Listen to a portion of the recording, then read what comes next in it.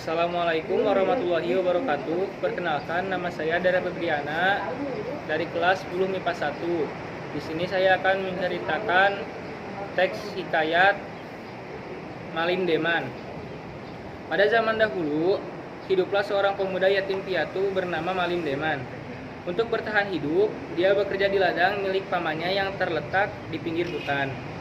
Tak jauh dari situ, ada sebuah rumah yang dihuni oleh seorang janda tua bernama Mande Rubiah. Mande Rubiah adalah wanita yang baik hati dan akrab dengan Malim. Dia sering mengirimi pemuda itu makanan saat menjaga ladangnya pada malam hari. Bahkan dia sudah dianggap anak sendiri oleh janda itu. Pada suatu malam, Malim Deman merasa haus saat menjaga ladangnya. Dia berniat untuk meminta air minum ke rumah Mande Rubiah. Sesampainya di perkarangan, dia mendengar suara beberapa perempuan yang berasal tak jauh dari kolam yang terletak di belakang pondok wanita tua itu. Malim mengendap-endap menuju tempat tersebut dan terkejut melihat 7 bidadari sedang mandi di sana. Pemuda tersebut terpesona saat melihat kecantikan para bidadari. Tak jauh dari tempatnya berdiri, tergeletak 7 selendang milik para bidadari. Tidak ingin menyia-nyiakan kesempatan, dia mengambil salah satu selendang itu dan disembunyikan di rumah ibu angkatnya. Ternyata selendang yang diambil adalah milik bidadari bungsu. Bidadari bungsu pun menangis karena tidak bisa kembali ke kayangan. Melihat hal itu, Malim Deman kemudian mendekati dan mengajak untuk tinggal di rumah Mande Rubiah. Bidadari itu pun kemudian diangkat anak oleh Rubiah dan dipanggil putri bungsu.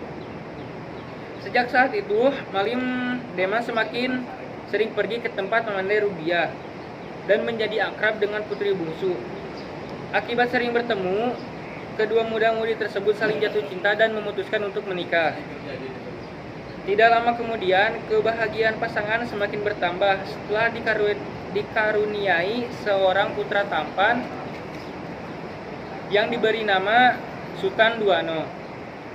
Namun kebahagiaan mereka tidak berlangsung lama karena Malim Deman mulai gemar berjudi.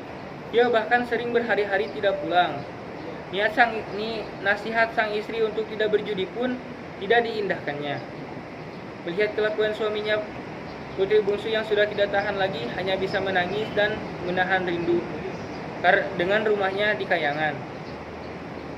Hingga pada suatu hari, saat sedang mencari barang, perempuan cantik itu tidak sengaja menemukan